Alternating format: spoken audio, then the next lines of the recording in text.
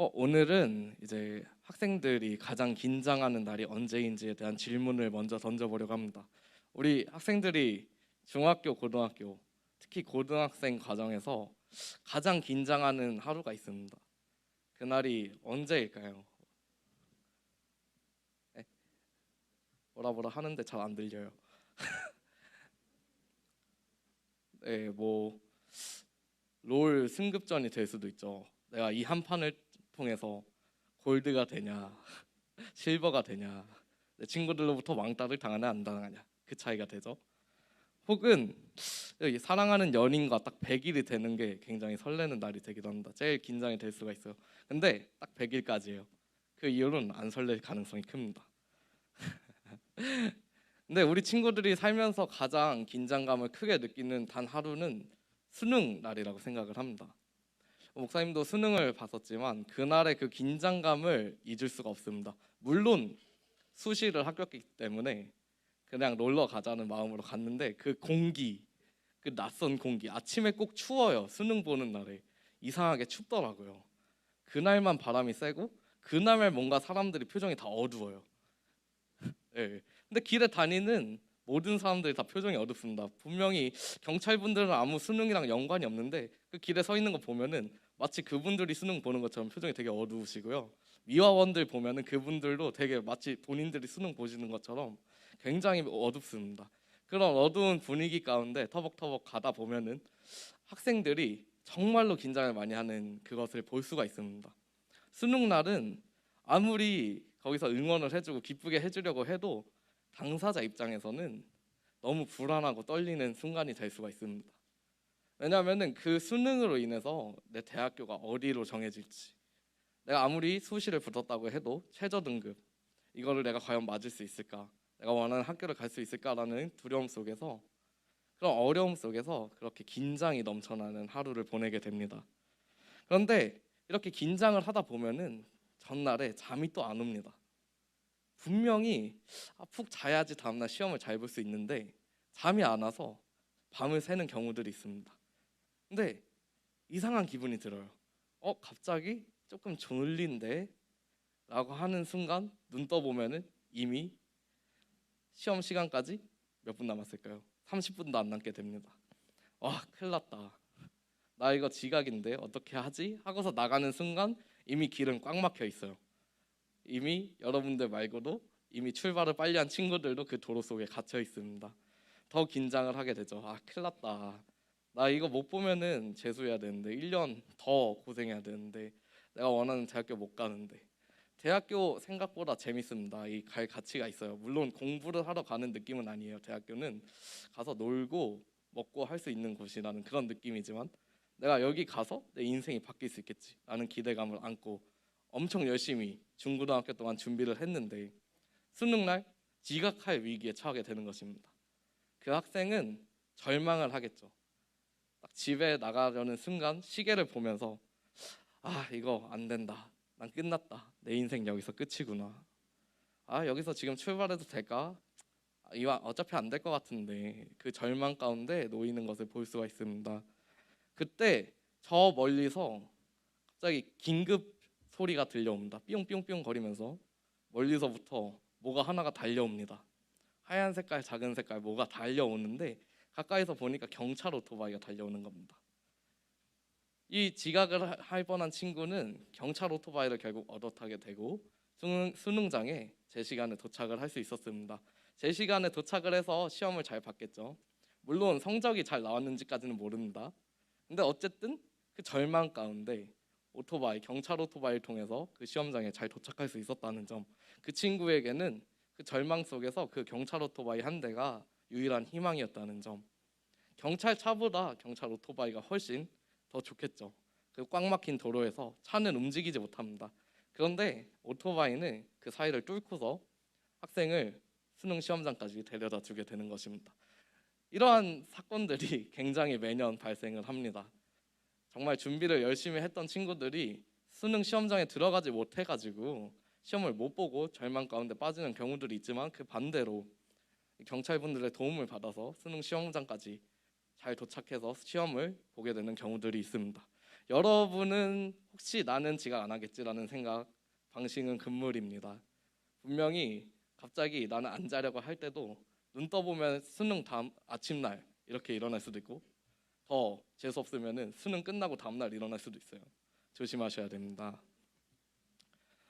오늘 이 이야기로 오늘 말씀을 시작한 이유는 오늘 말씀 가운데서도 절망 가운데 빠지는 한 사람을 만날 수가 있습니다. 그 사람은 평범한 삶을 살고 있던 간수였습니다. 그냥 감옥을 지키는 일을 하는 평범한 한 가장이었습니다. 죄인들을 지키는 그런 직업을 가진 간수로서 그날도 평소와 다름없이 모든 철창을 다 확인했습니다. 철컥철컥 하면서 여기 안 열리는 거 확인, 철컥철컥 여기도 안 열려. 오케이, 다 확인했다. 난 좀 쉬어도 되겠네. 설마 여기서 뭔 일이 있겠어? 평소에는 아무 일도 일어나지 않았습니다. 평소와 같은 날이었습니다. 그런데 그날따라 온 죄수들 중에 좀 이상한 사람들이 있습니다. 저 사람들 좀 뭔가 느낌이 쎄하다. 그런데 아니나 다를까 이 간수가 안심하고 잠든 사이에 지진이 일어납니다. 지진이 일어나고 그 간수가 지키던 죄수들이 다 풀려나게 됩니다. 여러분 생각해 보십시오. 여러분이 경찰과 도둑 게임을 하고 있습니다. 요즘에도 하나요? 이거 너무 틀딱 게임 된 건가? 요즘에도 하나 모르겠네요. 경찰과 도둑을 하다 보면은 경찰이 이제 우리 잡은 도둑 친구들을 잘 데리고 있어야 되는데 방심하는 순간 풀려납니다. 그러면은 좌절하게 되는 거예요. 나 때문에 풀려났어. 내가 좀 더 여기 잘 지켰으면은 우리 경찰팀이 우승할 수 있었을 텐데. 그런데 어느 순간 풀려나는 그 친구들을 보면서 죄수들을 보면서 절망 가운데 빠지게 됩니다. 오늘 말씀의 이 간수도 큰 절망을 맛보게 됩니다. 너무나 두려운 일이 발생한 겁니다. 이 간수가 죄인들을 직접적으로 풀어준 것은 아닙니다. 그럼에도 이 간수가 져야 되는 책임은 분명히 있었습니다. 죄수들이 도망갔다는 것에 대한 책임을 분명히 질 수밖에 없었습니다. 그러한 절망적인 상황에서 이 간수가 선택할 수 있는 방법은 딱 하나였습니다. 내 삶 여기서 끝내야 되겠다. 그래서 간수는 본인이 가지고 있던 칼로 혼자 생을 마감하려고 합니다. 근데 그때였습니다. 그때 철창 안에서 갑자기 누군가 외칩니다. 그런 짓 하지 마세요. 저희 다 여기 있습니다. 당신 안 죽어도 됩니다. 저희 다 여기 있어요. 그 간수가 느꼈을 때는 사실 조금 이상한 상황입니다. 죄수들은 그곳에서 도망갈 수 있는 충분한 여건이 마련이 됐습니다. 족쇄가 풀려났고 감옥 문이 다 열렸습니다. 근데 이 상황에서 죄수들은 도망을 치지 않았습니다. 오히려 그 자살을 하려는 간수한테 죽지 마세요. 저희 여기 있습니다. 라고 외치는 것입니다. 이 간수가 이해할 수 있는 상황이 아니죠. 이거는 아무리 생각해도 왜 도망갈 수 있는데 안 갈까? 이런 의문이 드는 것입니다. 그때 이 간수 머릿속에서 생각이 딱 한 가지 듭니다. 이 사람들 뭔가 믿는 구석이 있구나. 그럼 이 사람들이 믿는 뭔가를 내가 믿으면은 내가 구원을 받을 수 있지 않을까? 내가 이 죄로부터, 내가 이 죄인들을 해방시켰다는 그 제목으로부터 벗어날 수 있지 않을까? 내가 살 길은 뭘까? 나는 죽어야 하는데 도대체 내가 살 수 있는 길은 뭘까? 이분이라면 그 답을 알고 있지 않을까? 라고 생각하면서 바울에게 이 질문을 던집니다. 선생님, 구원을 어떻게 하면 받습니까? 구원을 어떻게 하면 받습니까? 질문을 할 때에 바울이 대답을 해줍니다. 주 예수를 믿으십시오. 그 간단한 한 마디였습니다. 주 예수를 믿으십시오. 바울은 생각보다 똑똑한 사람이었습니다. 배운 사람이었고 헬라인이었고 또한 유대인이었습니다. 당시에 엄청 유명한 자리까지 올라갈 수 있는 그러한 사람이었습니다. 어떤 지위를 얻을 수도 있었고 굉장한 돈과 명예를 누릴 수 있는 사람이었습니다. 그러한 사람이 답변을 이렇게 주는 거죠. 선생님, 제가 어떻게 구원을 받을 수 있겠습니까? 이랬을 때 법적으로 이렇게 하면은 해결할 수 있습니다. 뭔가 이런 상황을 역이용하면 오히려 보상을 받으실 수도 있습니다. 이런 식으로요. 좀 더 좋은 방법들을 제시해 줄 수도 있었습니다. 그런데 간수한테 바울이 대답했던 그 한마디는 주 예수를 믿으십시오.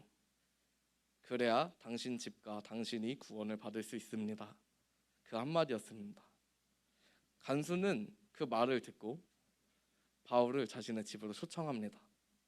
바울을 자신의 집으로 초청해서 함께 세례를 받고 그 가족들이 진정한 구원, 하나님을 믿고 주 예수 그리스도를 주라 시인하는 그 기쁨 가운데 그의 가정과 그의 모든 집안 사람들이 구원을 받게 됩니다.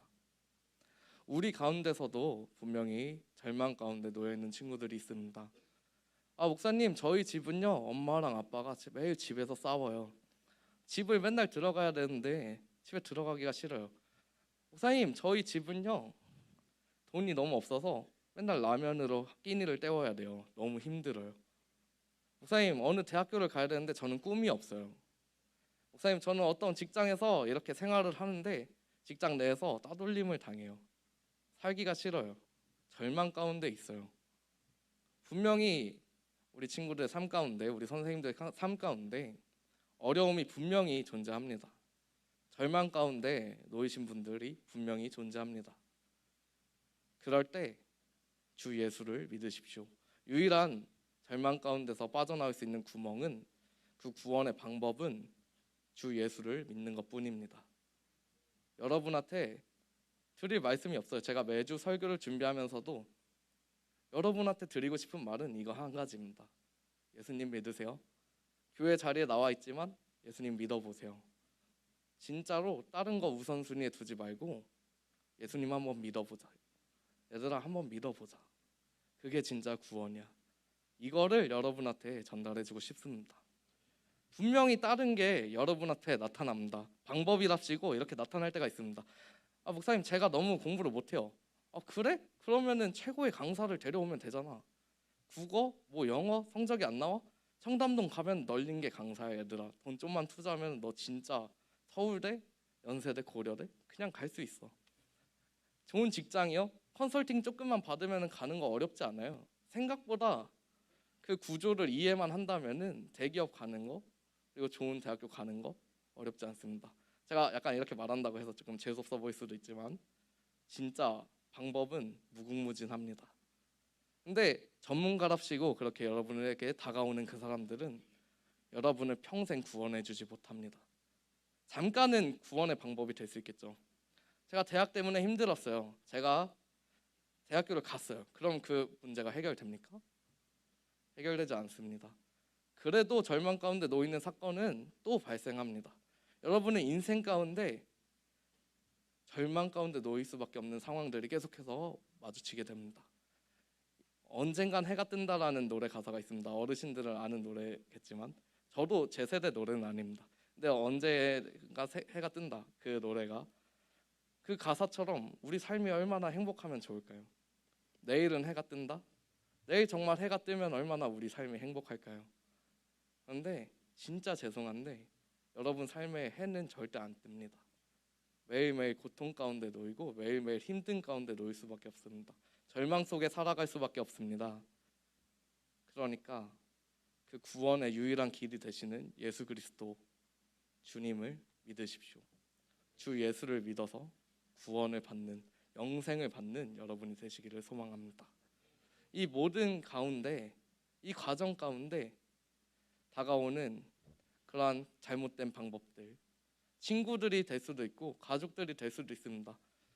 분명히 우리의 힘듦을 가족들한테 털어놓음으로써 그 어려움을 내려놓을 수가 있습니다.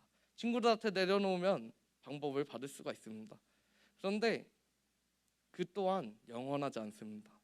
여러분이 혼자가 됐을 때, 절망 가운데 놓였을 때, 여러분이 예수님을 믿었을 때만, 주를 나의 하나님 구원자로 시인했을 때만 여러분의 삶 가운데 절망이 아닌 그 기쁨, 구원의 기쁨을 누릴 수 있는 영생을 얻는 그런 삶이 되는 것입니다. 저는 여러분이 이렇게 사셨으면 좋겠습니다. 하나님, 제가 너무나 힘들어요. 제가 절망 가운데 놓였지만, 제가 지금 당장 죽고 싶지만, 제가 지금 당장 너무 어려워서 살고 싶지 않지만, 제가 하나님 한번 믿어볼게요. 주 예수를 믿으라. 그리하면 너와 내 집이 구원을 얻으리라. 바울이 했던 이 간단한 대답은 우리의 인생의 전체적인 정답을 알려줍니다. 주 예수를 믿으십시오.